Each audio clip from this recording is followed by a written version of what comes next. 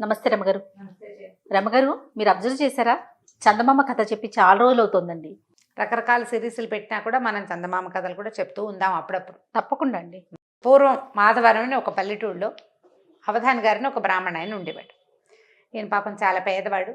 ఏదో యాయవారం చేసుకున్నాడు అంటే అందరి ఇళ్ళకి పొద్దుటిపూట వెళ్ళి అమ్మ ఈరోజు ముహూర్తం ఇది ఇది అని చెప్పేవాడు. చెప్తే వాళ్ళు ఏదో ఇస్తే కూరో కరివేపాకో బియ్యమో వడ్లో పప్పో బియ్యమో తెచ్చుకుని పోషించుకునేవాళ్ళు. ఈయనకి లోటు లేకుండా 3 మగపిల్లలు 3 ఆడపిల్లలు 6 సంతానం. సంతానానికి లోటు ఉండేది కాదు. పైగా అప్పుడు సంతానాన్ని ఆపే రోజులు కూడా కావు, అవి తెలీదు. సాలొచ్చి మానుకోవాల్సిందే తప్పిస్తే ఇంకా సంతానాన్ని ఆపటం ఇప్పటి రోజులు కావు కదా. ఏదో చిన్న జీవితం ఎలాగోలాగా ఉండేది. అట్లా అట్లా మీ పిల్లలు కొంచెం పెరుగుతున్న సమయంలో ఆయన కళ్ళు పోయినాయి. కంటి చూపుకి ఏదో సమస్య వచ్చింది. ఆయన కళ్ళు కళ్ళు చూపు లేదు. లేకపోయేసరికి ఏం చేస్తారు? ఎట్లాగొట్లా గెంటిచ్చారు. చివరికి ఒక పాత పూరిపాక ఉంటే అది కూడా అమ్ముకోవాల్సి వచ్చింది. తర్వాత ఏం చేశారంటే ఆ ఊళ్ళో ఒక ధనవంతుడు, ఒక ఏమన్నాడు వ్యాపారస్తుడు వాకిట్లో ఒక పెద్ద ఇల్లు, ఓ పక్కన చిన్న పంచలాగా ఉంది. ఆ పంచలో నెలకి 4 రూపాయల వడ్డీ అద్దిచ్చి అక్కడ ఉండేలాగా ఏర్పరచుకున్నారు. ఇల్లు వాకిలి లేవు కదా. అదేలేండి. ఈ 6 పిల్లలు భార్యాభర్త అక్కడ ఉండేవాళ్ళు. ఈయన కళ్ళు పోయినాయి. ఆయన ఇళ్ళంబడిపడి తిరగలేడు.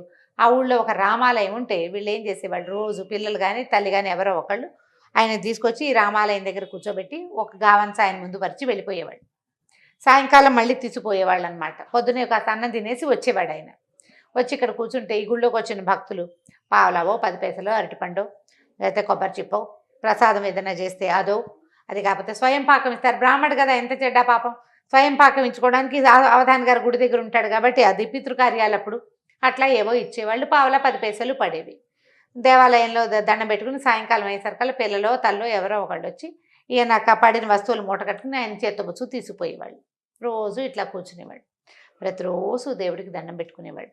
ఏమిటి నా పరిస్థితి, కనీసం పిల్లలైనా ఎక్కి రావాలి కదా, ఆడపిల్లల పెళ్ళిళ్ళు ఎట్లా చేస్తా ఈ జీవితంతో దిగులు పడేవాడు.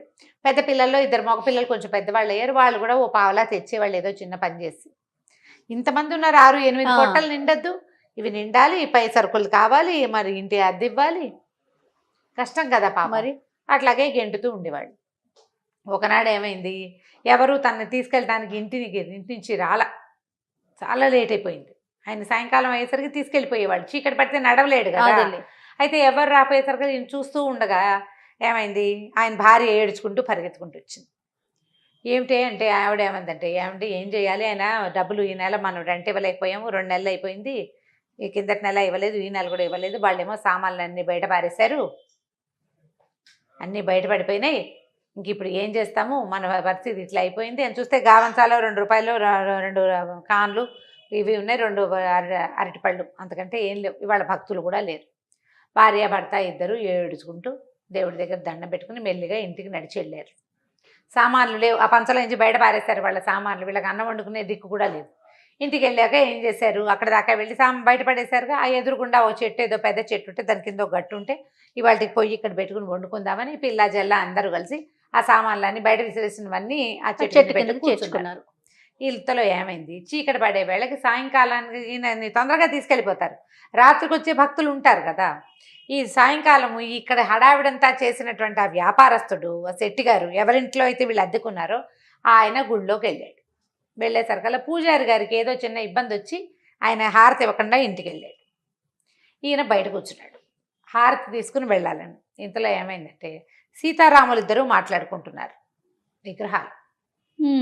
సీతాదేవి, ఏమిటండి పాపం ఇతను చూడండి ఇట్లా ఉన్నాడు, వాళ్ళని చూస్తే బాధేస్తుంది, అవధాని రోజు వచ్చి కూర్చుంటాడు, పాపం భార్య కూడా ఏడుస్తుంది, ఆ పిల్లలతో ఏమైపోతాడు పిచ్చి బ్రాహ్మడు, పాపం గుడ్డివాడు కూడాను, కాస్త కరుణించవచ్చు కదా అన్నది. అనేసరికల్లా రాముల వారు అన్నట్టు, కరుణించకపోవడానికి ఏమిటి, ఏదో రకంగా అన్నం ఏర్పాటు చేస్తున్నాము, అతనికి కర్మశేషం, కర్మని అనుభవించవలసిందే అంటే ఆవిడేమంటే కర్మలన్నీ తర్వాత చేయొచ్చు, తర్వాత కాలంలో అనుభవిస్తాడులేండి, కనీసం కాస్త డబ్బైనా ఏర్పరచండి అని ఈవిడ పోట్లాడింది అనమాట. ఇంతకంటే కర్మానుభవం ఇంకేం చేయించాలి, పెద్ద సొంత ఇంట్లో నుంచి పంచలోకి చేర్చాం, పంచలో నుంచి రోడ్డు మీదకి చేర్చాం, అయిపోయింది ఇంకా కర్మశేషం, మీరెవరు చెప్తారో నాకు తెలీదు, ఇతనికి ఏదైనా ధనం వచ్చే ఏర్పాటు చేయండి అంతే అని చెప్పింది అనమాట సీతాదేవి.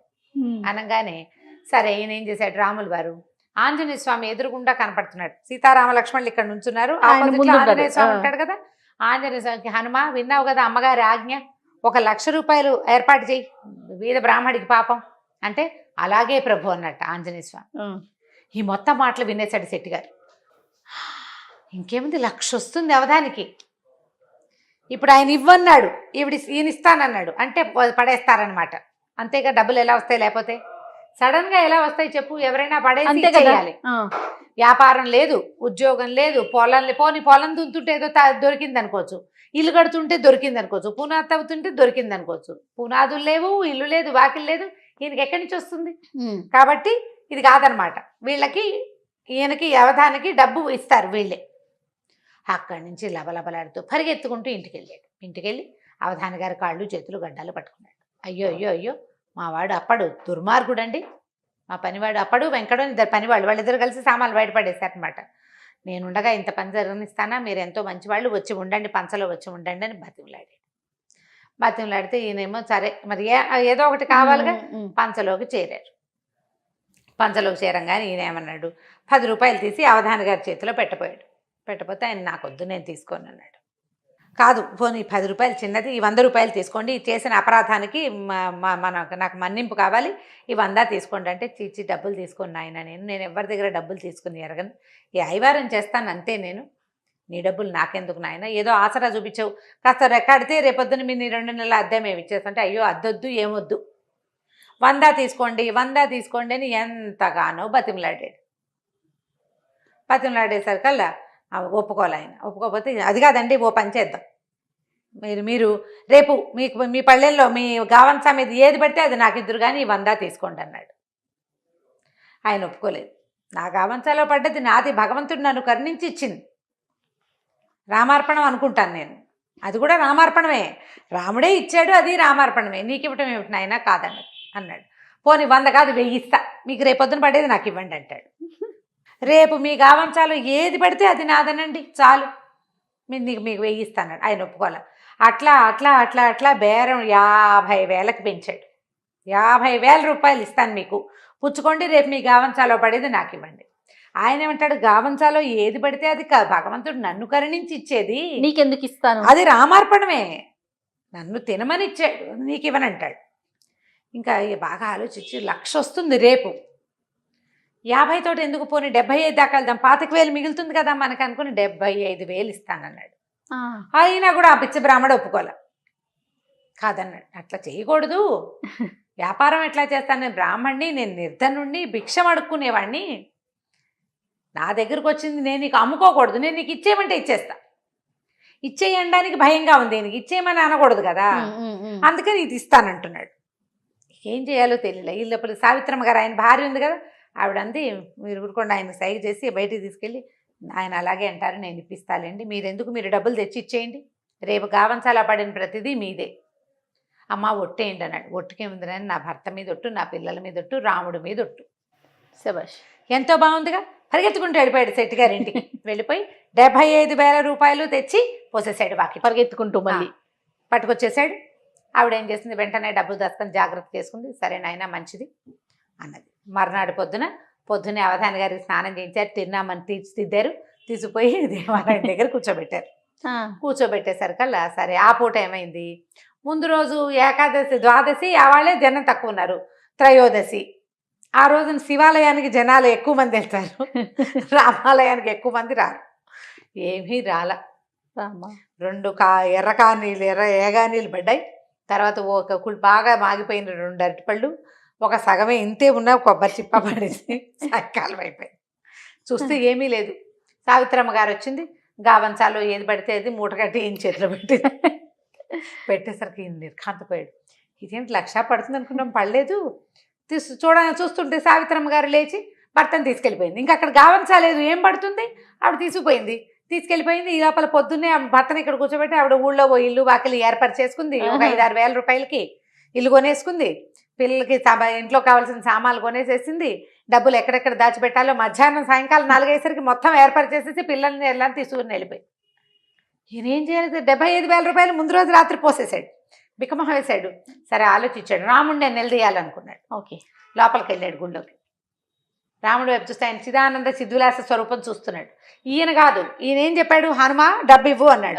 హనుమ ఇస్తా అన్నాడు కాబట్టి వెళ్ళి ఆంజనేయ స్వామి దగ్గరికి వెళ్ళాడు. ఆంజనేయ స్వామి దగ్గరికి వెళ్ళి ముందోసారి దండం పెట్టాడు. ఏమన్నా పెద్ద మనిషి అయ్యా నువ్వు మహారామభక్తుడు అని చెప్పుకుంటావు, ఆయన పక్కన ఇమ్మన్నాడు, నువ్వేమో ఇస్తానంటివి, ఏం పడింది, కుళ్ళిపోయిన అరటిపళ్ళు ఇప్పించావు, అంతకంటే ఏమైనా ఉందా అన్నాడు. అనేసి ఏం చేశాడు, మన ఉద్రేకం వచ్చేసరికి అవతల వాళ్ళ మీదకి వెళ్ళిపోతాం. ఇది దేవుడితో సంభాషణ కాదు, వ్యక్తితో సంభాషణ అంతే అని చెప్పేసి ఇట్లా విసురుగా మాట్లాడుతూ ఏం చేశాడంటే ఆంజనేయ స్వామి విగ్రహం మీద చెయ్యేసాడు. చెయ్యేసిన మరుక్షణం ఆంజనేయ స్వామి వెనకాల ఇట్లా తోక ఇట్లా రింగులాగా చుట్టుకుని ఉంటుందా, ఆ తోక ఇటు కదిలి ఈయన చెయ్యి చుట్టేసింది, పట్టేసుకుంది తోక. అక్కడి నుంచి ఈ తోక వదలటం లేదు. ఇంతలో రాముల వారి శబ్దం వినపడింది. ఆ హనుమ నిన్న చెప్పిన పని ఏం చేసావు అని. ఆంజనేయ స్వామి వెంటనే చెప్పాడు, 75,000 నిన్న రాత్రే ఇప్పించేశాను ప్రభు, 25,000 ఇస్తే గాని వదలను మరి అన్నాడు. అనేసరికి ఇప్పుడు ఏం చేయాలి, ఆంజనేయ స్వామి పిచ్చి వేషాలు వేస్తే ఏం చేసి గదుతుంది ఎత్తి మీద ఒకటి కొడతాడు అంతే కదా. కాసేపు నుంచున్నాడు. ఆయనకు అర్థమైపోయింది ఇది లాభం లేదు, నా తోక తన్ని ఎంత విదిలించుకున్నా అదేమో రాతి విగ్రహం, ఆ తోక ఎట్లా చుట్టుకుందో తన్ని ఎలా పట్టిందో అర్థం కాలేదు. ఇక లబో దిబో కేకలు పెట్టాడు పూజారి గారు. అదేమిటండి అలా అయిందంటే అది అలా ఎట్లా అయిందో తెలీదు. మా పని వాళ్ళని ఎవరినైనా పిలవండి అంటే పూజారి గారు పరిగెత్తుకుంటూ పోయి ఊళ్ళో అందరినీ పిలుచుకొచ్చాడు.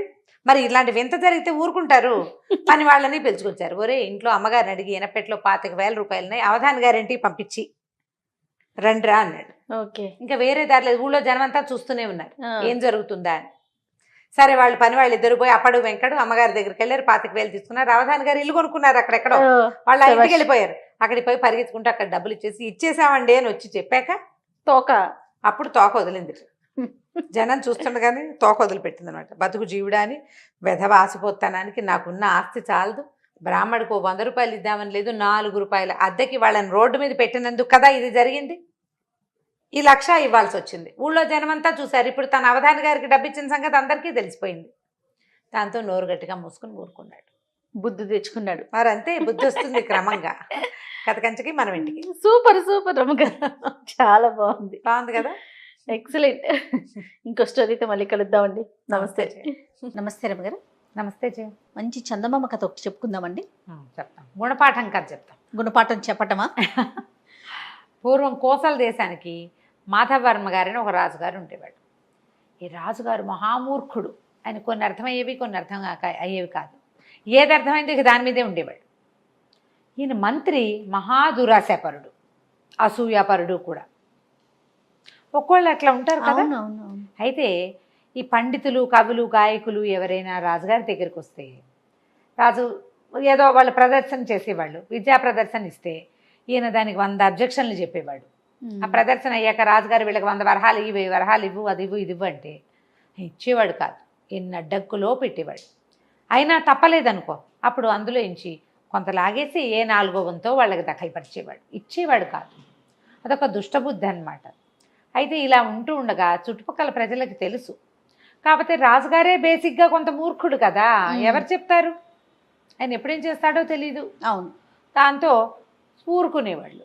అట్లా కాలం గడుస్తుంటే ఒకనాడు ఒక పండితుడు ఒక ఆయన వచ్చాడు. ఆయన చాలా చక్కటి కవిత్వము అవి చెప్పగలిగే పాండిత్యం ఉంది. దాంతోపాటు ఆయనకి కళలు వాటి మీద విశ్లేషణ బాగా తెలుసు. ఒక్కొక్కళ్ళు చదువుకుంటారు కదా, స్వప్నశాస్త్రం అంటారు. అవునవును. కళ ఫలానా రకం కళ వస్తే ఏమిటి అని మనం కూడా కనుక్కుంటూ ఉంటాం. ఇలా కళ వచ్చింది, పీడకళ వచ్చింది, దేవుళ్ళు కనిపించారు, చనిపోయిన వాళ్ళు కనిపిస్తే ఎలా, అలాంటి వాటికి ఆయన సమాధానాలు చెప్పేవాడు. చాలా గట్టివాడు, అందులో మంచి పేరు. సరే ఆయన వచ్చి రాజుగారి దగ్గర బ్రహ్మాండంగా పద్యాలు చదివారు. చదివేసరికి రాజు చాలా సంతోషించి, బాబ్బా ఏం పాండిత్యం అండి మీది, ఎంతో బాగుంది అని మంత్రి ఈయనకి 100 వరహాలు ఇవ్వమని, బంగారు వరహాలు ఇవ్వమని చెప్పాడు. చెప్పేసరికి మంత్రి అన్నాడు, ఏముందండి ఇందులో, ఈ పద్యాలన్నీ పాతవేను, మా నాన్నగారు కూడా ఇలాంటి కవిత్వమే రాసేవాళ్ళు, మా నాన్న గొప్ప కవి మీకు తెలుసు కదా, మంత్రి గారు తండ్రి గారు గొప్ప పండితుడు, కవి, ఆయన చాలా పద్యాలు రాశారు, మా నాన్న చెప్పిన పద్యాల్లాగానే ఉన్నాయి, ఏముంది కొత్త ఇందులో. ఈ పండితుడు రాజుగారి దగ్గర బహుమానం పుచ్చుకొని నాకు కళల శాస్త్రం కూడా తెలుసు, అది మీకు ఏదైనా సమాధానం కావాలంటే నేను చెప్పగలనని అడిగి ఆ స్థానంలో కుదురుకోవాలని అనుకున్నాడు. ఆ కథ ఎట్టాగో పోయింది, ఈ కథ కూడా ఆగిపోయింది.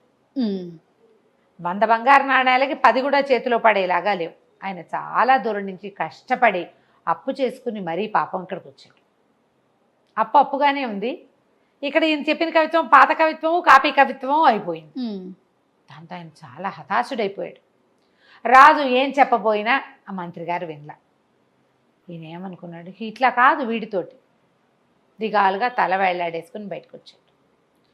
ఎవరిని కలిస్తే వాళ్ళ ఆ మంత్రి ఆయన అంతేనండి, ఇంకో పెద్ద మంత్రి గారు అట్లాగే చేస్తాడు, ఇలాగే ఉన్నాడు, ఫలానా అప్పుడెప్పుడు ఇలా చేశాడు, ఫలానా ఇప్పుడెప్పుడు ఇట్లా చేశాడు, మా మేనమామని తెస్తే ఆయన ఎంత అవమానించాడు, జ్యోతిష్కులను అంతే, కవులను అంతే, గాయకులను అంతే, పండితులను అంతే, సాముగరిడీలు ఆడేవాళ్ళు, వాళ్ళు ఇదంతా గరిడి అంతా ఆడేశాక ఒక గంట అయిపోయిన తర్వాత ఇలాంటివి మా చిన్నప్పుడు చాలా చూసాం, ఇందులో కొత్త ఏముంది, దీనికి డబ్బెందుకు అంటాడు. డబ్బే రానివ్వడు. ఇంతేనంటే ఈయన చాలా దిగులుగా ఉండిపోయాడు. ఒక సత్రంలో దిగాడు. ఆలోచించుకుని 3వ రోజున 4వ రోజున మహారాజు గారి దర్శనం వాంఛించి వెళ్ళాడు. సభలోకి వెళ్ళి, ప్రభు నేను మీకు చెప్పాలనుకున్నాను, మొన్ననే వాళ్ళ సందర్భం రాలేదు, నాకు కళలు అవి ఫలితాలు స్వప్న ఫలితాలు అవి చెప్పడం వచ్చు. నిన్న చాలా పెద్ద కళ వచ్చింది నాకు. అందులో సాక్షాత్తు మన పెద్ద మంత్రి గారి నాన్నగారు వచ్చారు. ఏమిరా నా కవిత్వం కాపీ కొట్టి పాండిత్యం చూపించి నా పాండిత్యాన్ని కాపీ కొట్టుకుని, దాన్ని ఏమంటారు కాపీ కొట్టడానికి తెలుగులో, నన్ను అనుకరించి నా కవిత్వాన్ని దొంగిలించి డబ్బు చేసుకుందాం అనుకుంటున్నావా దుర్మార్గుడా అని కేకలేశారండి. మరి దానికి అపరాధానికి రుసుము చెల్లించవలసిందే నువ్వు అని చెప్పారు. ఆ రుసుము చెల్లించడానికి నేను సిద్ధంగా ఉన్నానంటే 100 వెండి నాణేలు మంత్రి గారికి ఇవ్వమన్నారు, మంత్రి గారే తనకు చేరుస్తారన్నారు. ఇలా కాలొచ్చిందండి. నేను 100 వెండి నాణేలు తీసుకొచ్చా మంత్రి గారికి ఇవ్వడానికి అన్నాడు. మంత్రి గారు సరే బాగానే ఉంది, చనిపోయిన నాన్నగారికి మంత్రి గారు వరహాలు ఎట్లా ఇస్తాడండి అని అడిగాడు రాజుగారు. అయ్యో ఆ సమాధానం పెద్ద కవి గారే చెప్పారండి. ఆయన మళ్ళీ గారు రాత్రి కళ ఇది, తెల్లవారుజామున ఇంకో కళ వచ్చింది. ఈ తేప మంత్రి గారు తర్పణం విడిచేటప్పుడు ఆ 100 నాణేలను కూడా తర్పణంతో పాటు విడిచేస్తే అవి తనకు చేరతాయని, అక్షరాల తన దగ్గరికే వస్తాయని కవిగారు చెప్పారు. రాజు ఆశ్చర్యపోయాడు. అలాగా, వారి నాన్నగారు చాలా గొప్ప కవి, మన ఆస్థానంలోనే చాలా గొప్ప సేవలు అందించారు, తప్పకుండా పెద్ద అయిన ఆజ్ఞ ఎందుకు మీరుతాం మనం, పైగా మంత్రి గారి తండ్రి, చేస్తామన్నాడు. 100 బంగారు నాణేలు మంత్రి గారికి పుట్టినాయి. మంత్రి మొదట సంతోషించాడు. రెండో సమాధానం వినేసరికి భయం వేసింది. తర్పణం విడిచేటప్పుడు 100 నాణేలు విడిస్తే గంగలో విడుస్తావు, నాన్నకి ఎట్లా చేరుతాయి, గంగలో పడిపోతాయి. అదే గంగ అంటే కంగే కాదు, నీళ్ళలో అనుకుని సర్దు కూరుకున్నాడు. ఈ లోపల మంత్రి గారి తండ్రిది ఆర్థికం వచ్చింది, వెళ్ళింది. మన సదరు పండితుడు గారు మళ్ళా రాజుగారి దర్శనంకు వాంఛించాడు. దర్శనానికి ప్రవేశపెట్టారు. మళ్ళీ పెద్ద కవి గారు కల్లోకి వచ్చారండి మంత్రి గారి తండ్రి గారు. దుర్మార్గుడా, నా డబ్బులు ఇవ్వలేదా నా కుమారుడి గారిని కేకలేస్తున్నారండి అన్నాడు. రాజు ఆశ్చర్యపడి, అదేమిటి ఆ రోజే ఇచ్చావు కదా సభలో అందరూ చూస్తుండగా, ఏమండి మంత్రి గారు మీ నాన్నగారి తర్పణాలు విడవలేదంటే విడిచాను ప్రభు అన్నాడు. మరైతే వారికి చేరలేదుటండి, చేరలేదు అంటున్నారు, ఇప్పుడు ఎట్లా నేను విడిచానంటాడు ఈయన, ఇప్పుడు ఎట్లా అన్నాడు రాజుగారు. దాందేముందండి, మళ్ళీ కాలొచ్చింది నాకు, ఆయనే చెప్పారు ఆ డబ్బు తనకి చేరాలంటే మిమ్మల్ని ఒక యజ్ఞం చేయమని, ఆ యజ్ఞంలో యజ్ఞ పశువుగా మంత్రి గారినే స్వయంగా పెట్టమని, ఈయన వెళ్ళిచ్చి రావాలి. ఈయన ఎట్లా వెళ్తాడు, ఈయన వెళ్ళాలంటే ఇట్లా వెళ్ళాలి.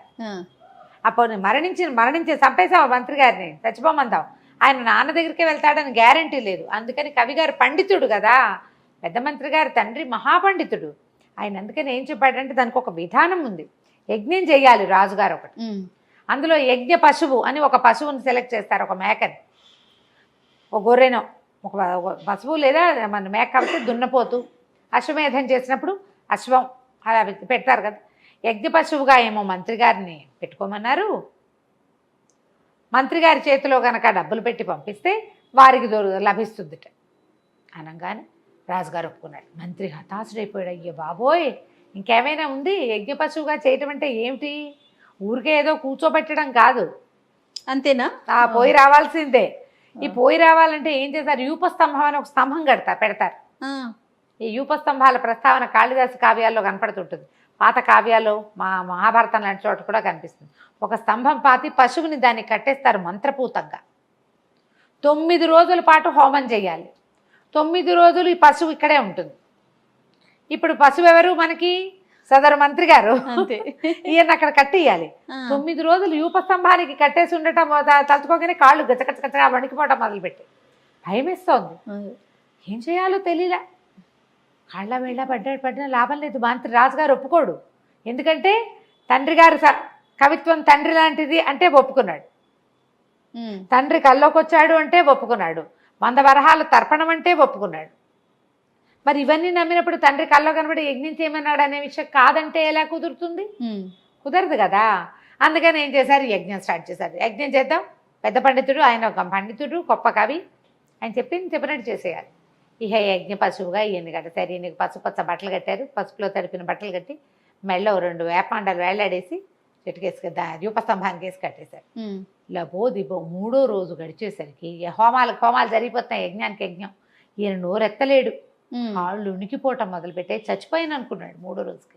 ఆ వాళ్ళు వీళ్ళు ఉంటే ఒరే ఆ పండితుడిని నా దగ్గర పిలవండి రా అని బతిమలాడుకుని, బాబు నీకు దండం పెడతాను, నన్ను క్షమించు, పొరపాటు చేశాను, నీ పద్యాలు చాలా గొప్పవి, మా నాన్న పద్యాలు కూడా అలాంటివే కానీ ఆ పద్యాలు కావు, నన్ను క్షమించు, నన్ను వదిలిపెట్టేసంటే ఒప్పుకోలే పండితుడు. ఎట్లా వదిలిపెడతామండి? మీరు ఎంతమంది ఉసురు పోసుకున్నారో, ఎంతమంది మీ వల్ల ఏ ధన సహాయము లభించక ఈ ఊళ్ళో పడి చచ్చిపోయిన వాళ్ళు ఎంతమందో, లేచక్కపోయిన వాళ్ళు ఎంతమందో, వాళ్ళందరి ఉసురు తగలాల్సిందే కాదు మీకు.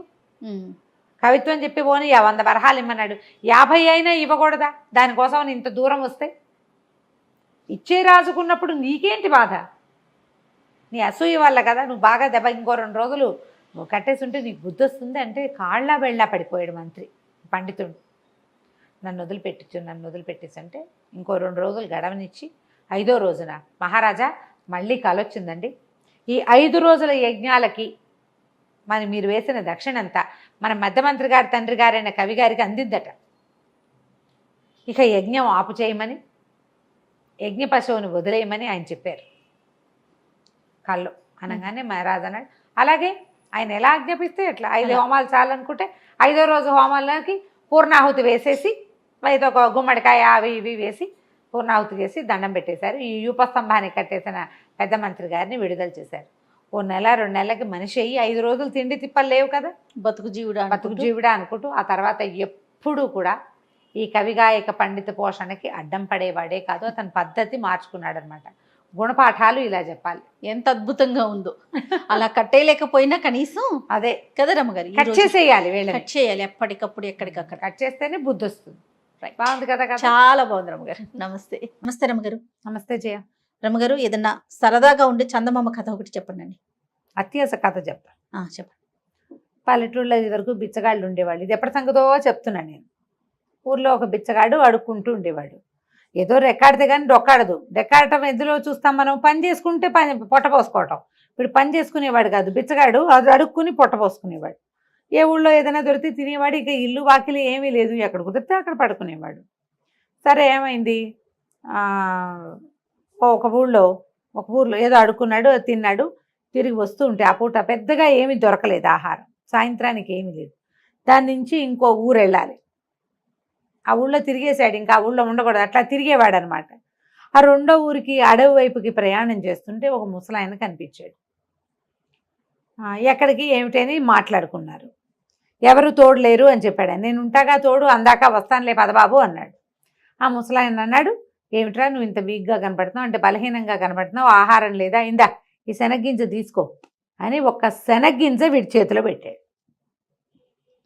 బాగుంది. వీడన్నాడు, శనగ్గింజతో పొట్ట నిండుతుందా, కడుపు నిండుతుందా, కాలు నిండుతుందా బాబయ్య అన్నాడు. ఏదైనా నిండొచ్చురా, ఏదైనా నిండుతుంది, జాగ్రత్త పెట్టుకో నా మాట విని అన్నాడు. అనేసరికి వీడేం చేశాడు, ఏదో ముసలాడు అంత శ్రద్ధగా ఒక్క గింజ చేతిలో పెడితే పచ్చటిది, అదేంటి నల్ల శనగింజ కంటే మన కాబూలి శనగలు ఉంటాయి కదా, పెద్ద గింజ అనమాట. ఆ గింజని దట్టిలో దోపుకున్నాడు. దోపుకుని ఊరు దాటాడు, అడవి దాటేసరికల్లా కొంచెం చీకటి పడి 7 గంటల వేళ ఇంకో పల్లెటూరులోకి చేరాడు. ఓ వాకిట్లో ఒక ఆయన ఎవరో అరుగు మీద కూర్చొని పదాలు పాడుకుంటున్నాడు. ఇక కనపడ్డాడు. ఎవరు ఏమిటి అని కేకేశాడు. అడుక్కునేవాడిని బాబయ్య అన్నాడు. అనేసరికల్లా ఏ ఊర్రా అని అడిగాడు ఆయన. అదేదో ఊరండి అన్నాడు. పాపం మన ఊరు వాడు కాదు, ఈ ఊళ్ళో వాడికి తిండి తిప్పలు ఎట్లా కానీ, దారా ఏమైనా తిందు కానీ అని కేకేశాడు. కేకేసి అన్నం పెట్టించాడు. బాగుంది. పెట్టించేవాళ్ళమ్మ అప్పట్లో, పాత రోజుల్లో. నాకు కూడా తెలుసు నా చిన్నప్పుడు. అవునా రమ్మగారు?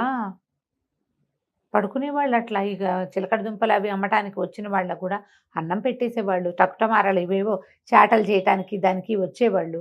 ఎవరో ఒకళ్ళు, ఇద్దరికి ముగ్గురికి కూడా, లేదా వాళ్ళ అమ్మ అన్నం వండుకుంటాం, కూర ఏంటంటే ముగ్గురికి నలుగురికి కూర, అంత ఆవకాయ, ఇంత మజ్జిగ పోసేవాళ్ళు. మా ఇంట్లో నుంచి కూడా బాగా వెళ్ళేవి చేయ అట్లా. తినేసి వెళ్ళిపోతారు. ఇంకా వాళ్ళు? తినేసి ఇక పడుకుంటారు, తెల్లారేకి వెళ్తారు. రాత్రి పడుకోవటం కూడానా? పడుకోవటం వాకిళ్లలో. అదే వాకిళ్ళలో నేను అనుకోండి. పడుకోవటమే. కానీ ఇప్పుడు అసలు పడుకోవటం. 3 రోజులు మన ఊళ్ళో అందరిగా పౌడర్ డబ్బాని చాట తయారు చేసేవాళ్ళు వాళ్ళు. తెలుసా నీకు? నీకు నాకు అసలు తెలీదు. తెలీదు.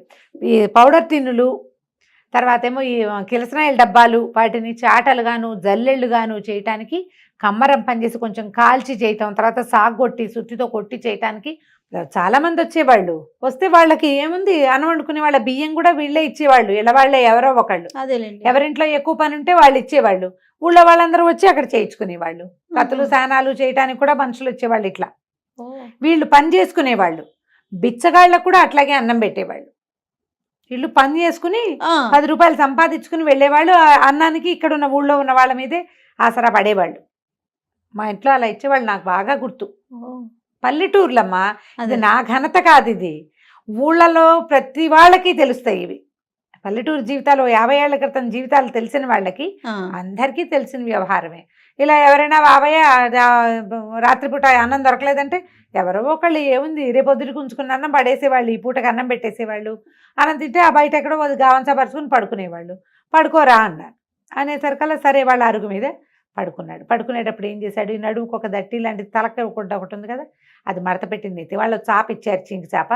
చాప కింద ఆ తలగుడ్డ కింద శనగ్గింజని పెట్టు పడుకున్నాడు. ఏమనుకున్నాడు, ఈ శనగ్గింజ ఏదో మహత్యం ఉంది దీనికి, లేకపోతే ఎవరైనా మనకి అడిగితే అన్నం పెడతారు, పిలిచి అన్నం పెట్టేవాళ్ళు ఉన్నారా? దారా తిందుగానని పిలిచాడు, ఊరా మజ్జిగ వేసి అన్నం పెట్టారు.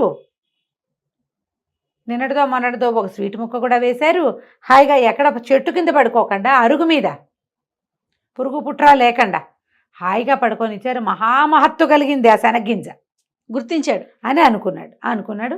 ఇంతలో ఏమైంది, తెల్లవారేసరికల్లా ఇంకా ఇళ్లలో వాళ్ళు తిరగల, కోళ్ళు తిరుగుతాయి. తెల్లారేసరికల్లా కోళ్ళు తిరగటం మొదలు పెడతాయి. పొద్దున్నే అవతల ఆవిడ ఇంటి ఆవిడ లేచి పెరటి తలుపు తీసి ఉంటుంది. ఇంకా వీధి వాకిళ్ళవి తీల, ఈ గొడ్లకు పాలు తీయటాలు, కోడిబుట్ట తీయటాలు అవి చేస్తారు కదా. బుట్ట ఓపెన్ చేస్తే అవి తిరుగుతుంటాయి.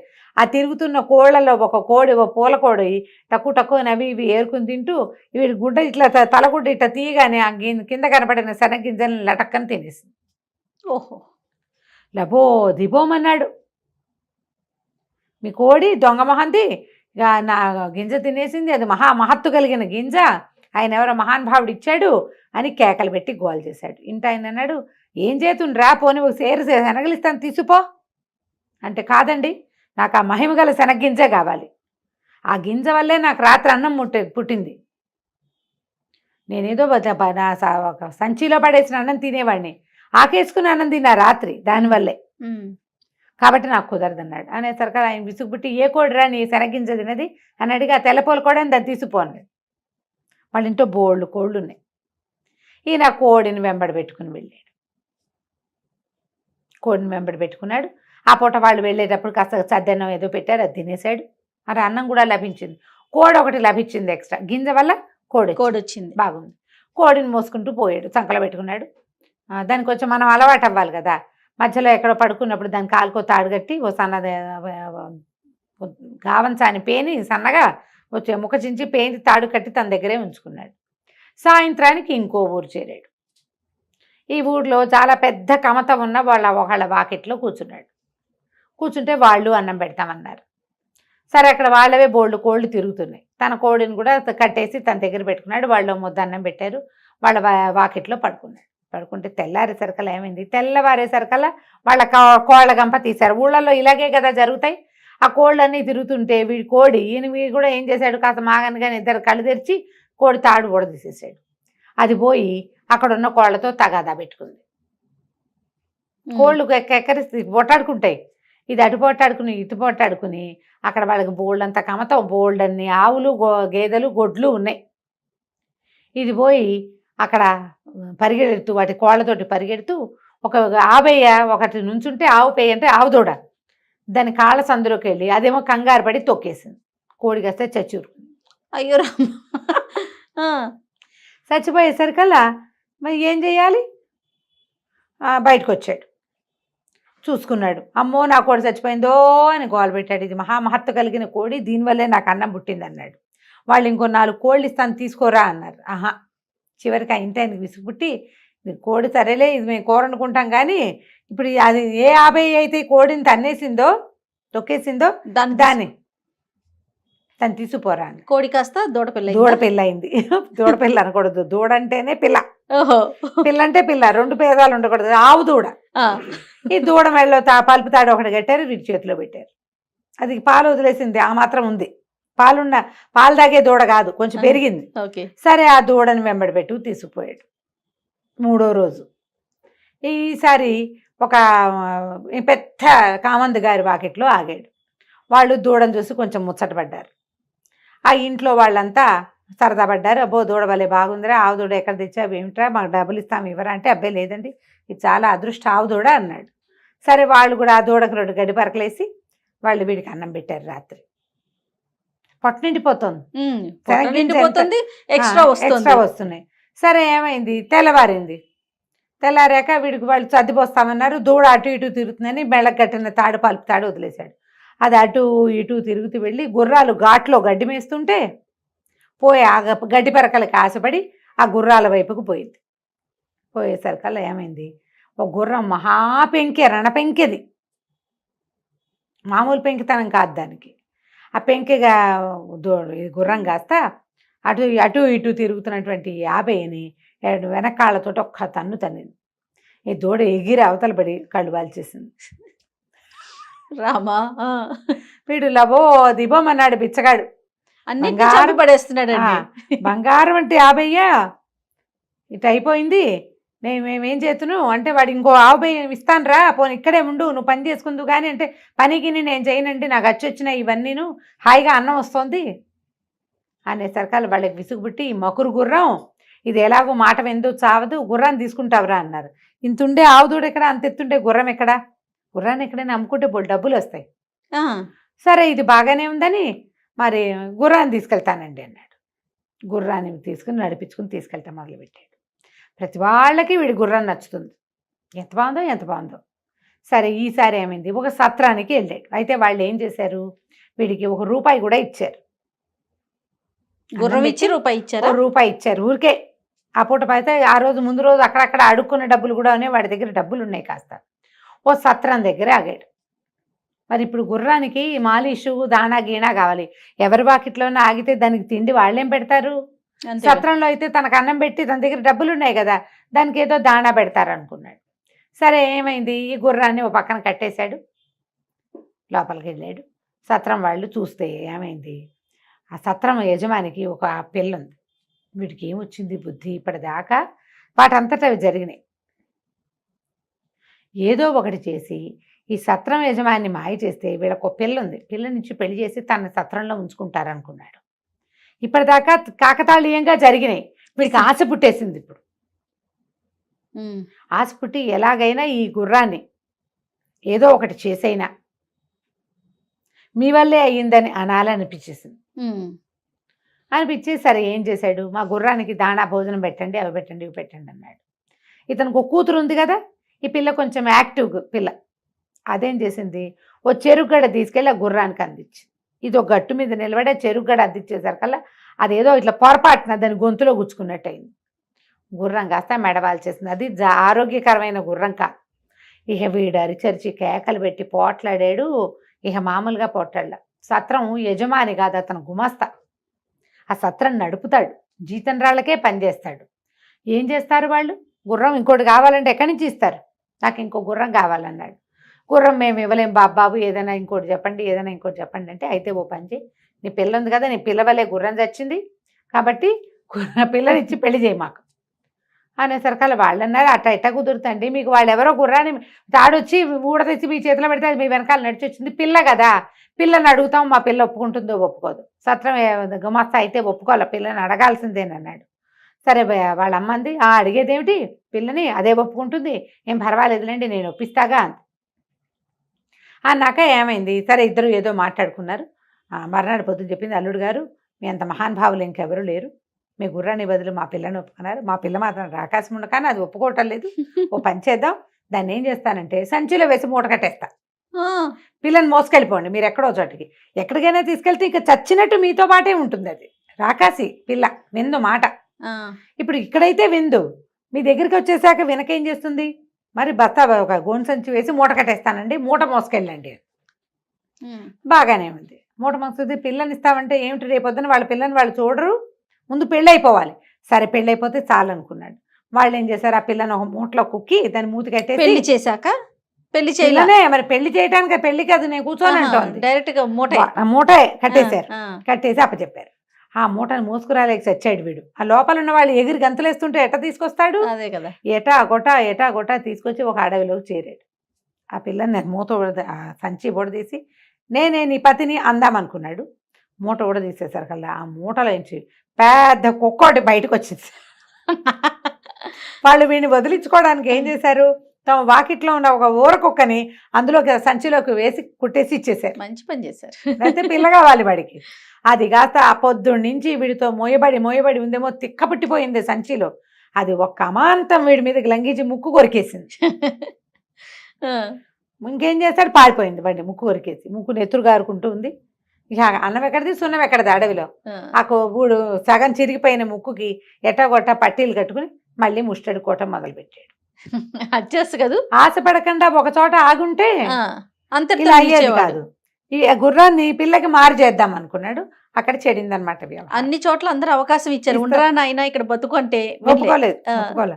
అలాగే అత్యాశ పడతారు ప్రజలు. అవునండి, ఆగరు, ఒక చోట ఆగరు, ఇంకా ఏదో వస్తుంది అనుకుంటారు, ఇంకా ఏదో వస్తుంది అనుకుంటే ఇగో ఇలా అసలుకే మోసం, ముక్కు ఊడిపోతుంది అనమాట. అది కంచికి మనం ఇంటికి. భలే సరదాగా ఉంది రమ్మగారు. నమస్తే అండి. నమస్తే. నమస్తే రమ్మగారు. నమస్తే జయ. మంచి సరదా కథ చెప్పండి రమ్మగారు. చందమామ కథ చెప్తాం. ఓకే. ఇది ఏదో వేరే దేశపు కథ కానీ బాగుంది. ఒక ఊళ్ళో, ఆ ఊరు ఏంటంటే పొలాలు అవి ఆ ఊళ్ళో ఉన్న పేద రైతులకి, పేద అంటే పని చేయగలిగే వాళ్ళకి దీన్ని ఏమంటారు, మక్తాకి ఇవ్వటం. మక్తాక అంటాం మరి మా ఊళ్ళలో ఏమంటారు దాన్ని, కౌలుకి ఇవ్వటం. మక్తా కౌలు అంటారు కదా, కౌలు అంటారు, మా ఊర్లో కౌలు అని అంటారు. మక్తాకి చేశారనే చెప్తారు, ఓకే. కౌలుకి ఇవ్వటం. ఇప్పుడు కౌలు అంటున్నారు, మా చిన్నప్పుడు మక్తానే అనేవాళ్ళు. ఏమిటో అది నాకు బాగా తెలియదు, ఆ మక్తా పదమే గుర్తుంది. సరే కౌలుకి ఇచ్చేవాళ్ళు. ఆ ఊళ్ళో ఒక భూస్వామి ఉండేవాడు. అతనికి వచ్చి దుర్మార్గుడు, గీసి వసూలు చేసేవాడు. వానలు పడ్డా ఏదైనా అదైనా సరే పాత బాకీ కింద కట్టుకుంటాను, తర్వాత అది ఉంచు, వచ్చే సంవత్సరం తీర్చాలి అలా చెప్పేవాడు అనమాట. వదిలిపెట్టేవాడు కాదు. అయితే మాత్రోయ్ అనే పేరున్న ఒక రైతు ఉండేవాడు, చిన్న బక్క రైతు. వీడు భూస్వామి దగ్గర పొలం కౌలుకి తీసుకుని చేసేవాడు. ఇతను చాలా తెలివైనవాడు, లౌక్యుడు. ఓకే. అందుకని భూస్వామికి దొరకకుండా, సాటి రైతులకు ఇబ్బంది కాకుండా తెలివిగా ఏదో ఒక చిట్కా చేసి భూస్వామి బారి నుంచి కొంచెం జనాల్ని రక్షించేవాడు. అందరికీ అతనంటే చాలా ప్రీతిగా ఉండేది. ఆ సంవత్సరం కొంచెం పంటలు తక్కువ వచ్చినాయి. పాత బాకీ ముందు ఏడు కూడా పంటలు తక్కువే ఉన్నాయి. అప్పుడు కూడా వీళ్ళందరూ కొంత బాకీ ఉంచుకున్నారు, వచ్చే సంవత్సరం కడదామని. వచ్చే ఏడాది పండుదంటే ఈ ఏడాది పండ్ల. ఓకే. ఈ మాత్రోయి దగ్గరికి భూస్వామి రాబోతాడు. ఎల్లుండి వస్తా, అవతల ఎల్లుండి వస్తా కబురు చేశాడు. ఇప్పుడు పాత బాకీ కట్టాలి, లేటెస్ట్ దాంట్లో కూడా అంత ఎక్కువ లేదు. భూస్వామికి మొత్తం ఇస్తే వీళ్ళ దగ్గర ఏముండదు తినడానికి. సరే ఏమనుకున్నాడు, అడవిలోకి వెళ్ళి ఒక స్నేహితుడిని అడిగి, ఒరే కొంచెం సహాయం చెయ్యి అని చెప్పి బాగా బలిసిన 4 కోళ్ళని, అడవి కోళ్ళని, 2 నక్కల్ని పట్టించాడు. 4 అడవి కోళ్ళని ఇంట్లో బంధించేసాడు, లోపల పెట్టేసుకున్నాడు. ఈ నక్కల్లో ఒక నక్కని చీకటి కొట్లో కట్టేశాడు. ఈ 2వ నక్కకి మెళ్ళలో తాడు కట్టి కుక్కని పుచ్చుకుని తిప్పుకుంటాను చూసావా, అట్లా చేత్తో పుచ్చుకుని ఉన్నాడు. అదే సమయానికి భూస్వామి వచ్చాడు. అయ్యగారు రండి రండి అన్నాడు. అనేసరికి ఆయన ఆశ్చర్యంగా చూశాడు. ఏమిటి సంగతి, అది ఇది పాత బాకీ అన్నీ తీర్చేస్తానండి, దాందేముంది, మీరు ఎల్లుండి రండి, మీరు వచ్చేసరికి చక్క మా ఇంట్లోనే భోజనం చేద్దురు కానీ మొత్తం డబ్బులు కట్టేస్తా అని. ఒరే నువ్వు వెళ్ళి 4 మంచి కోళ్ళు పట్టరా, హాయిగారు ఎల్లుండి విందుకి అని చెప్పి మెడలో ఉన్న తాడు ఊడదీశాడు నక్కది. అంతకుముందే ఆయన అడిగాడు, ఇదేమిటి ఇట్లా పట్టు తిరుగుతున్నావు, అది పారిపోతుంది కదా అన్నాడు. నక్కని పట్టు తిరిగితే పారిపోతుంది అని. అదే, ఏం కాదండి అన్నాడు. ఈ వాక్యాలు చెప్పాడు. ఇప్పుడు వెళ్ళి 4 బలిసిన కోళ్ళు పట్టరా, అయ్యగారికి ఎల్లుండి విందుకి అన్నాడు అని చెప్పి దాని మెడలో తాడు తీసి దాని నడు మీద ఒక దెబ్బ కొట్టాడు. అది పరిగెత్తుకుంటూ బతుకు జీవుడా అని పారిపోయింది. నేను తెల్లబోయాడు. ఏమిట్రా నువ్వు, నక్క తెస్తుందా కోళ్ళు, దాని దారిని అది పారిపోతున్నాను. కాదండి, దీంట్లో ఒక మహత్యం ఉన్న నక్క ఇది, అది తీసుకొస్తుంది, పట్టుకొస్తుంది కోళ్ళని, మీరు వద్దురుగాని అన్నాడు. ఆయన ఆశ్చర్యపోయాడు. ఏమిటి నక్కని కోళ్ళని తెమ్మని పంపించాడా? నక్క కోళ్ళని పట్టుకొస్తుంది, పాయింటే, తింటుంది, అది వీడికెందుకు తెచ్చిస్తుంది? ఎల్లుండి వచ్చాడు. వచ్చేసరికి బలిసిన 4 కోళ్ళు ఉన్నాయిగా ఇంత దగ్గర, 4 కోళ్ళని వండించి మంచి మసాలా పెట్టి చక్కగా కూర వండిచ్చాడు. ఆ కూర వాసనలో ఆయన రాకముందే, ఇంట్లోకి రాకముందే వాసన వస్తుంది.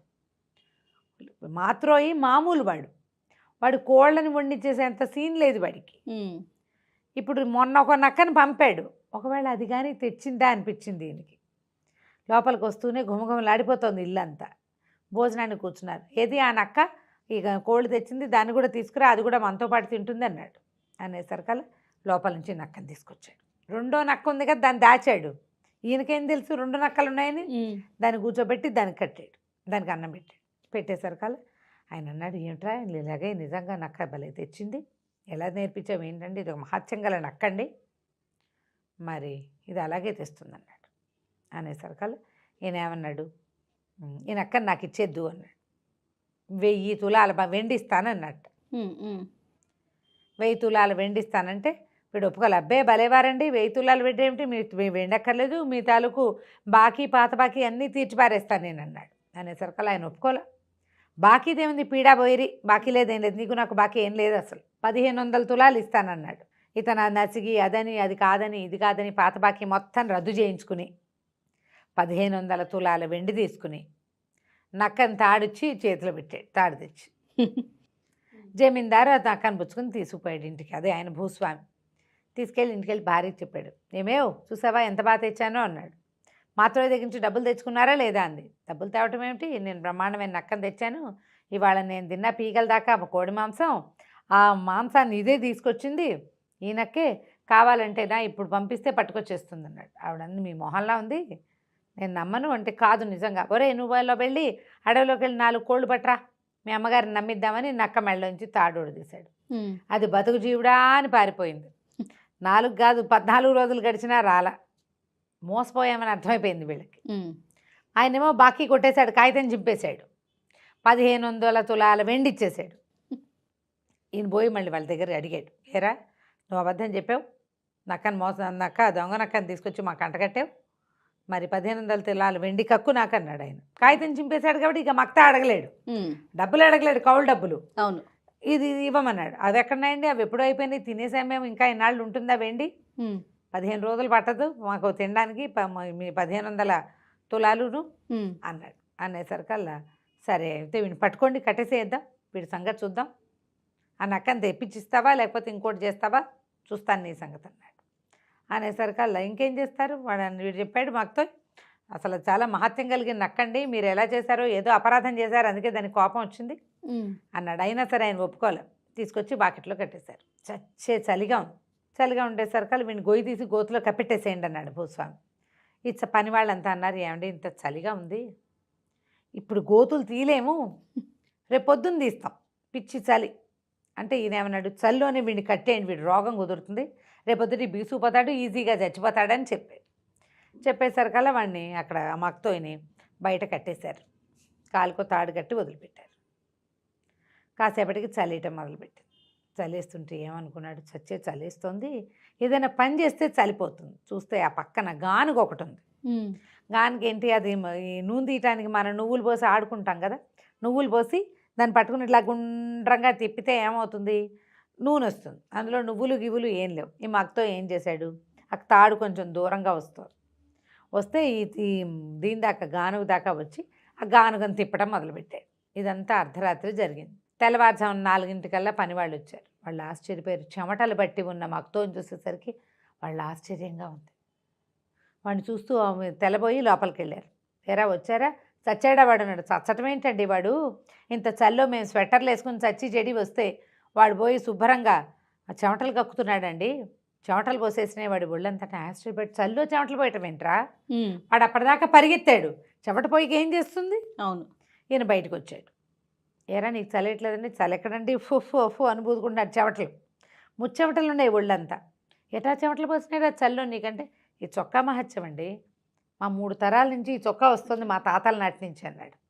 అదేంటి నిజం? ఆ చలి ఇదా అన్నాడు. ఎక్కడిస్తుంది చూడండి చలి చెమటలు అని ఇట్లా చెమటలు తీసి ఇట్లా జల్లాడు. ఆయన ఆశ్చర్యపోయాడు. ఊరిని భలే ఉందిరా అని. మరేమిటి చొక్కా ఇచ్చే నాకు అన్నాడు. నేనేమనండి, మహత్యం గల నక్కని తెచ్చిస్తే మీరు దానికి ఏదో చేసి దాన్ని పంపేశారు, అంతకంటే మహత్తు కలిగిన తాతల చొక్కా ఇది, నేను ఇవ్వనండి అంటే ఈయన మళ్ళీ 1500 తులాలు వెండిస్తానన్నాడు. ఆ పాత చొక్కా అంగీ లాంటిది అది పుచ్చుకుని వాడిని వదిలేశాడు. ఆ 1500 పుచ్చుకుని వెళ్ళి ఇంటికి వెళ్ళిపోయాడు. ఈయనేం చేశాడు, మర్నాడు రాజు అత్తవారింట్లో ఏదో పార్టీ ఉంటే తన చలికొట్టు గిలికొట్టు అన్నీ పక్కన పెట్టి ఆ పాత చొక్కా వేసుకుని వెళ్ళాడు. వెళ్ళేసరికి అందరూ నవ్వారు. చలేసి చచ్చాడు ఆయన. అదొక పల్చటి మామూలు చొక్కా, దాంట్లో చలేదు, చలికాలం అక్కడంతా మంచు కురిసేది. మన ఫారిన్ కంట్రీస్లో ఎలా ఉంటుంది, ఐసు ముద్దలుగా. వాళ్ళు ఏం చేస్తారు, ఒకటేసి దాని మీద ఇంకోటేసి దాని మీద మూడోది వేస్తారు. ఒకటే వేసుకెళ్తే చలికి ఏమో గిటకరిచిపోతున్నాయి పళ్ళు. పాత చొక్కా చూసి అందరూ ఎక్కిరిస్తారు. పరువు పోయింది, ఆయనకు ఒళ్ళు మండిపోయింది. దొంగ వెధవ వాడు మళ్ళీ మోసం చేశాడు, పట్టుకురండిరా వాడిని అన్నారు. సరే 4 పాలేడు పోయి పట్టుకొచ్చారు. 1500 3000 తులాల వెండి నొక్కేశాడు. ఈసారి ఏం చేశారు, నేను వీడిని ఇట్లా కాదని ఒక గోను సంచిలో కట్టేసి సముద్ర తీరాన ఎత్తుగా ఉంది వాళ్ళ ఇది, ఆ కొసకి ఒక చెట్టుకేసి కట్టేశారు. వాడిని పైనుంచి ఒక్క తాడుతో ఒక్క వేటితోటి దాన్ని ఆ సంచిని పడగొట్టేస్తే అది పోయి ఎగురుకుంటూ సముద్రంలో పడుతుంది, వాడికి శాస్త్రి జరుగుతుంది అని కట్టేశారు. కట్టేస్తారు కల్లా వాడు ఏమన్నాడు, పాలేది కట్టడం, వీడిని లాక్కు రావడం, వాడు బిదిలించుకుంటుంటే వాడిని కట్టడం, వీడిని ఎక్కి చెట్టు కట్టడం అన్నీ పనులు కదా. పనివాడు అన్నాడు, ఈ కార్యక్రమం ఇప్పుడు ఎందుకండి, ఆకలిస్తుంది, అన్నం తినొద్దామా అని అడిగాడు. యజమాని సరే రా, నాకు కూడా ఆకలిస్తుంది, సరే ఎలా కట్టిపడేది, వాడెక్కడికి పోతాడు, వంటింటి కుందేలు అనుకుని పద అని ఇద్దరు కలిసి అన్నం తినడానికి పోయారు. వాళ్ళు వెళ్ళగానే వీడు అరవటం మొదలుపెట్టాడు. రక్షించండి, ఎవరన్నారంటే అదే సమయానికి భూస్వామి మావగారు కూతురుని చూడడానికి వాళ్ళ ఇంటికి వస్తున్నాడు. ఆయన సముద్ర తీరపు వైపు ఉన్న మెట్ల మీద నుంచి ఎక్కుతున్నాడు. ఆ గొంతు వినపడేసరికి ఎవరది అని కేకేశాడు. మక్తో గుర్తుపెట్టాడు, ఈ వాయిస్ ఎవరిదో గుర్తుపెట్టాడు. ఆయనకి భూస్వామి మావగారికి కొంచెం గూనుంది. బాబు రండి, దగ్గరికి రండి అని పిలిచాడు. చెట్టు కొసన కట్టేసి ఉన్నటువంటి వీడిని చూశాడు ఆయన. చెట్టుకో పక్కన కట్టేశారు ఇట్లా కిందకి. దాన్ని కొడితే వీడు పోయి చెరులో పడతాడనమాట సముద్రంలో ఎత్తుమించి. ఎవర్రా నువ్వు, ఎవరో కట్టేశారు నువ్వు ఏమిటన్నాడు. అదేనండి బాబు గూనుందండి, గూనికి రిపేర్కి ఏమో వైద్యుడు చెప్పాడు, ఇట్లా గోను సంచిలో వేసి వేళ్లాడేస్తే గూను తగ్గుతుందని చాలాసేపు అయింది, మా వాళ్ళు తినడానికి పోయారు, వైద్యుడు సలహా ప్రకారం కట్టేశారు, నాకు ఆకలిస్తుంది, ఎవరైనా దింపుతారేమోనని కేకేశానండి, వాళ్ళు ఎక్కడున్నారో కనపడక అన్నాడు. అనగానే ఆయన ఆశ్చర్యపోయి, నిజంట్రా గూను తగ్గుతుందంటే, ఏమోనండి తగ్గిందో లేదో నాకు తెలీదు, దింపండి చూద్దామన్నాడు. ఆయన ఏం చేశాడు, తాడు లాక్కెట్టారు కదా, ఆ తాడు దింపి వీడిని దగ్గరికి లాక్కున్నాడు. దగ్గరికి లాగి సంచిలోంచి తీస్తే టైం అని ఉంచున్నాడు కడ్డీలాగా. వాడు 30 ఏళ్ల కుర్రాడు. దాంతో ఈయన ఒరే నీ గూను లేదు రోయ్ అన్నాడు. అవునండి, ఒరే నన్ను కూడా కట్టేరా బాబు అంటే, కాదండి వైద్యుడు ఒప్పుకోడంటే, కాదు నీకు 1000 తులాలు వెండిస్తా అని చెప్పి ఆయన సంచి పుచ్చుకొచ్చాడు. సంచిలోంచి కేజీ ఉన్నటువంటి అది ఇంత వెండి ముద్దని ఎత్తి చేతులు పెట్టాడు. ఈ ముద్ద పట్టుకెళ్ళు, నన్ను ఇందులో కట్టి అనగానే వీడేం చేశాడు, ఆ ముసలాయన్ని అందులో కూర్చోబెట్టి కట్టేసేసి ఆ వెండి ముద్ద పుచ్చుకుని తన దారిని తను వెళ్ళిపోయాడు. భోజనం చేసి వచ్చినటువంటి భూస్వామి ఆయన పనివాడు ఇద్దరు కలిసి ఒకే ఒక్క కత్తివేటుకి ఆ సంచిలో ఉన్న మనిషిని సముద్రంలో పడేశారు. రామ ఇంకేం చేస్తారు, అయ్యింది. అక్కడి నుంచి ఏమైంది, ఒక 15 రోజుల పాటు వీడు కనపడలే. అయితే భూస్వామి మామగారు ఏమయ్యాడు అని వాళ్ళు వెతుక్కుంటూనే ఉన్నారు. ఆయన మోసుకొచ్చిన సంచి ఇక్కడే ఉంది, ఆయన ఏమయ్యాడో ఎవరికీ తెలియదు. ఆయన సన్యాసులో కలిసిపోయి ఉంటాడని భావించారు వాళ్ళు. ఓకే. 15 రోజుల తర్వాత భూస్వామి పొలాల దగ్గర చూడడానికి పోతే మొక్కజొన్న పొత్తులు కాల్చుకుంటూ మక్కుతో కనపడ్డాడు. ఊరి నీ తుప్పతేగా నిన్ను సముద్రంలో పారేసాం కాదట్రా, నువ్వు ఎటా బతుకొచ్చావంటే, నేను చచ్చిపోయానండి, నేనేం దయ్యాన్ని గాను, స్వర్గానికి వెళ్ళాను, ఎంత బాగుందో అక్కడ స్వర్గంలో ఒక చక్కటి పిల్ల నుంచి పెళ్లి చేశారు, నిరంతరం పని చేసుకునేవాడికి నాకేం తోస్తుంది, అక్కడ ఎంతసేపు సారాయి తాగటం, ఆడపిల్లలు వాళ్ళు వీళ్ళు ఉంటారు, వాళ్ళని వెళ్ళి డ్యాన్సులు చూడడం, మనతో ఉన్న పెళ్ళంతో కాస్త అటు ఇటు తిరుగుతూ ఉంటాం, పని పాట ఏమీ లేవండి, నేనేమో నిత్యం పని చేసుకునేవాడిని, నా వల్ల కాదని ఏడ్చాను, ఆ స్వర్గంలో ఉన్న రాజుగారు సరే పోరా వెళ్ళు మీ కిందకి వెళ్ళిపో అని అన్నాడు. అందుకని నేను వచ్చేసాను, ఎవరైనా స్నేహితులు ఉంటే వాళ్ళని వెళ్ళి తీసుకుని వస్తుండ్రా అప్పుడప్పుడు అన్నారు అన్నాడు. అనేసరికి ఆశ్చర్యపడి నిజమా అన్నాడు. నిజమేనండి, నా పెళ్ళాం నాకు ఒక పిల్లనిచ్చి పెళ్లి చేశారు కూడాను. ఆ అమ్మాయి ఏమో నువ్వు ఇక్కడ ఉంటేనే నీతో ఉంటానంది, రేపు ఎప్పుడో వచ్చే వారం వెళ్తానండి, దాని పుట్టినరోజు ఉంది అన్నాడు. అనేసరికి ఆశ్చర్యపడి వీడు వెర్రి వెదవా ఇక్కడ ఏం ఉద్ధరించడానికి వచ్చాడు, హాయిగా 4 ఆడపిల్లల్ని పెట్టుకుని హాయిగా ఉండక అక్కడ 4 అబ్బాయిలు ఉంటాయి వాళ్ళతో ఉండొచ్చు కదా అని అనుకుని, ఏరా నేను నీకు మంచి స్నేహితుడిని కాదుట్రా అన్నారు. ఎందుకు కాదండి, మీరు చాలా మంచి స్నేహితుడు, మరి నీకు స్వర్గంలో ఉన్న రాజుగారు ఎవరైనా తీసుకురమ్మన్నాడు కదా, నన్ను తీసుకెళ్ళచ్చు కాదుట్రా అన్నాడు. దానికేమండి, తప్పకుండా మా ఆవిడ పుట్టినరోజు వస్తుంది కదా స్వర్గంలో ఆవిడది, అప్పుడు వెళ్దాంలేండి అన్నాడు. సరే ఈ లోపల మరి నీకేం కావాలండి, ఏముందండి నాకు 1/2 ఎకరమే కదా పొలం ఉంది, 4 ఎకరాలు ఏమైనా ఇప్పించండి అంటే ఈయనేం చేశాడు, వాడింటికి వెనకాతలు ఉన్నటువంటి తన 4 ఎకరాల పొలాన్ని మక్తో పేరు మీద రాసి కాగితం చేతిలో పెట్టాడు. నన్ను నువ్వైనా స్వర్గానికి వస్తావు, నీకెందుకురా పొలము అన్నాడు. నాకెందుకు ఏమిటండి, నాకు అక్కర్లేదు, నేను అప్పుడప్పుడు వస్తా, ఇప్పుడు మీతో వస్తానా, ఓ 20 రోజులు ఎంజాయ్ చేస్తానా మీతో పాటు, మళ్ళీ వస్తామా, మరి 20 రోజులు మా ఆవిడ పిల్లలు తినద్దా నేను ఉండపోతే, మా నాన్న మా అమ్మ మా మేనత్త వీళ్ళంతా ఏమైపోతారు, నేను వెళ్తూ వస్తూ ఉంటా కదా, లేదు 4 ఎకరాలు ఉంటే మా నాన్న మా ఆవిడ కలిసి సాగు చేసుకుంటారు, బాగుందిగా ప్లాను. సరే 4 ఎకరాలు రాసేసాక మాతో ఏం చేశాడు, ఒక చెక్క పడవ ఒక పింగాణి పడవ చేయించాడు. జమీందారు కోటి తన కోటి. సరే అక్కడి నుంచి తన పడవలో తనెక్కాడు, ఆయన పడవలో ఆయన ఎక్కించాడు. 2 పడవలు తెడ్లేసుకెళ్తున్నారు. ఎక్కడి దాకా వెళ్ళాలి, ఎక్కడి నుంచి మాకుతో పైనుంచి పడి సముద్రంలో పడి చచ్చిపోయాడో అని అనుకుంటున్నారో అక్కడ దాకా వెళ్ళాలి. మరి దూకితే బాగుంటుంది, దూకితే చచ్చిపోతాం, చచ్చకుండా వెళ్ళాలంటే ఇలా వెళ్ళాలి ఈజీగా. మరి కష్టం కదా, చచ్చిపోవడం అంటే కష్టం. భూస్వామికి అది ఇష్టం లేదు, చక్క పడవకి వెళ్ళిపోతే బాగుంటుంది. 2 పడవలు పుచ్చుకుని ఆ సముద్రం మధ్యలోకి పోయారు, చెరుకో పడవ వేసుకుని. వెళ్ళాక ఏం చేశాడు, ఈ మక్తో టక్కు తన చెక్క పడవ మీద కొడుతున్నాడు. ఏమిట్రా కొడుతున్నాడు అంటే, దేవదూతలు వస్తారండి ఇలా కొడితేనే అన్నాడు. అనేసరికల్లా ఆ సభ ఎవ్వరూ రాల. భూస్వామి ఆగలేకపోతున్నాడు. ఆయన ఏమన్నా అంటే, ఒరే నీ చెక్క పడవ మీద డంగమని ఏం శబ్దంరా, నా పడవ మీద కొట్టు టింగ్ టింగ్ అని మంచి శబ్దం వస్తుంది అన్నాడు. అనగానే వీడి తెడ్డి ఫెడేల్మని 2 దెబ్బలు కొట్టేసరికల్లా టింగు మంటంతో పాటుగా పడవ పగిలింది. భూస్వామి భూస్థాపితం అయిపోయాడు, జలంలోకి వెళ్ళిపోయాడు, నీళ్ళల్లోకి. ఎంతసేపటికి పైకి రాలేదు. పాపం స్వర్గారోహణ జరిగిపోయింది అనుకుని మాకుతో వెనక్కి తిరిగి వచ్చేసాడు. అందరూ భూస్వామి ఏడి అని అడిగారు, కానీ ఇతన్ని ఎవరు అడుగుతారు, ఇవన్నీ రహస్యాలు కదా. ఆయన కనపడలేదు, భూస్వామి గారు కొడుకు చిన్నవాడు కాబట్టి వాడి రాజ్యం వచ్చేటప్పటికి కాలం ఎలాగో మారిపోతుంది. మాకుతోకి 4 ఎకరాల పొలం సొంతానికి ఏర్పడింది. హాయిగా వాడి దారిని వాడు ఉన్నాడు, కథ కంచికి మనం ఇంటికి. ఈ రోజుల్లో కూడా ఉంటే ఎంత బాగుండో. అవును కదరమ్మ గారు. రైట్ అండి, నమస్తే.